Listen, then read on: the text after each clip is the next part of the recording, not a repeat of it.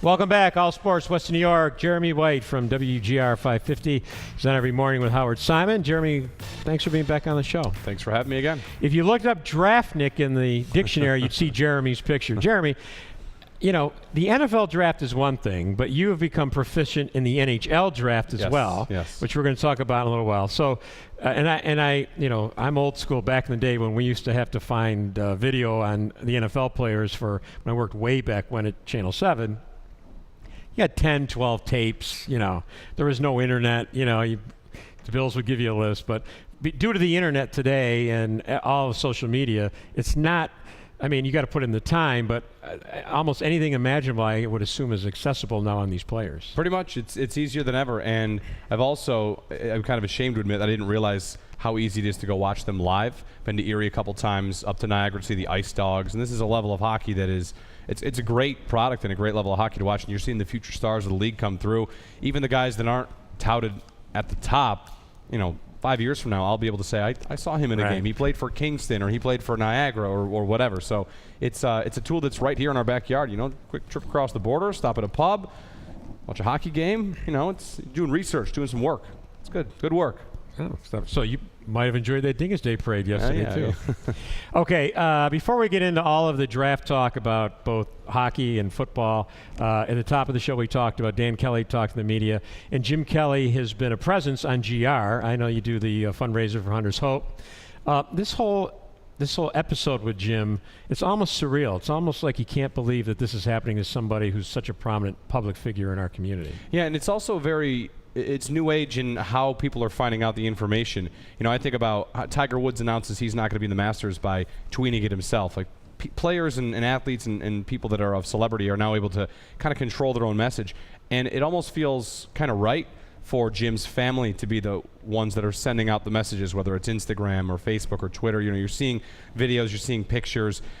There's a very, very touching picture. I thought when I saw Jim, not just the picture with his daughter, but he and Thurman playing, you know, putting a puzzle together. Yeah, you know, baby elephant. It's not right. It's not just the family that's Jim's direct family, but the Bills family, the Buffalo community. Like the whole thing has a big time, you know, rallying cry to it. Not just because of who he is, but I think the way that the message is coming across is very appropriate. You know, everyone kind of feels like they're a part of it. Well, and you know, for some of you watching the show, this may be some of this lingo may be foreign to you, but you know, Jill's basically putting stuff out on Instagram and then also putting it on Facebook and Twitter.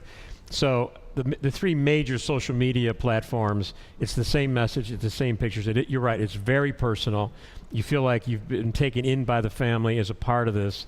And of course, you know, they're asking for everybody's prayers, so it's appropriate that people are sharing in kind of what Jim's going through. Absolutely. And you know, these are players, these are Hall of Fame players, these are people that, you know, fans feel close to as it is. You know, I didn't live here for the 90s Bills, but I know enough people in this area, and I've talked to enough fans that talk about how that felt like a family. And, you know, when the news broke on Jim, and I go back to the day that Ken Hall passed away, you know, how many people we talked to, how many Bills fans came right out, and then, you know, Ralph Wilson as well. Like, it's like there's a call to action, and on behalf of Jim, it feels right. It falls right in line with the community and with the overall story. Okay, if Jim were here, he'd want to talk about the draft and who the Bills are bringing in. You know, of course, GR is the flagship station for the Buffalo Bills. You guys have been very thorough. If you had to guess today, who's the Bills' top pick? Well, guess who it is or who I want it to be? Those are two different things. Who do you think they're going to pick, and then you can tell us who you want them to I get nervous. People tell me they're going to take a tackle, and it's going to drive me crazy. I want them to take Mike Evans. I want the big, huge target wide receiver, or I want Eric Ebron, who is the tight end who can stretch the field. He's the hybrid tight end. A lot of the new, not quite new age offenses, good offenses have these kind of tight ends. Seattle has one. New Orleans with Jimmy Graham. San Francisco. It's something the Bills really have lacked for a long time. Scott Chandler was their leading receiver last year, and he's a good tight end, but I want a great tight end. So I would be chasing great tight end, but ahead of that, I'd be chasing Mike Evans. I want a 6'5" receiver with a 37-inch vertical and the longest arms in the class who can go up and get those throws that EJ accidentally might put out of bounds because he's young and he's struggling and he's pressured. So I want a receiver that, you know, it looks like it's going to go out of bounds, but you know, there's this giant, huge guy over there that's going to take it and give the Bills a red zone threat as well. Everyone tells me they're going to take a tackle, or at least, you know, Joe Biscaglia, who works with us and covers the Bills. Maybe they'll take a tackle. I'm really afraid of it. I don't want any part of a tackle. I'd put my money on Matthews right now. You do? Yes, yeah. Okay. It's not that I think it won't work, I just need a little pizzazz. I need something to training camp. And I hear you. And your pick would be much more sexy. It'd be, somebody you could see make an impact right away.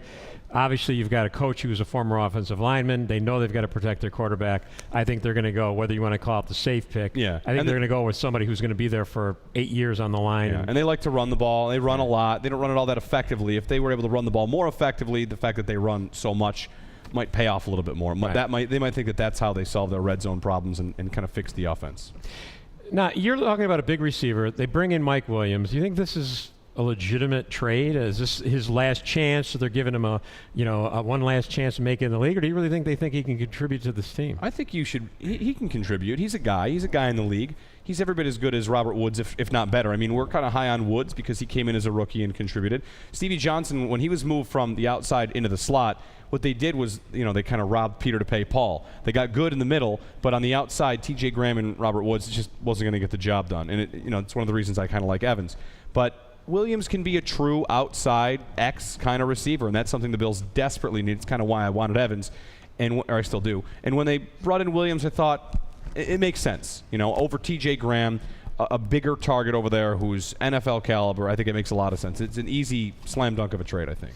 Williams has had a horrific record off field. Not serious stuff, but a lot of traffic violation issues. Of course, his brother stabbed him in the leg, which I guess is pretty serious. Sure, I'd take it serious. But now he's coming home around what I assume a lot of his older friends, and I'm not sure if this is the right fix for somebody who's having off the field problems is to come back home where everybody knows you and you know all the local haunts. Yeah, the best medicine might be someone telling you this is your last chance in the league, probably. Yeah. Like that can work geographically.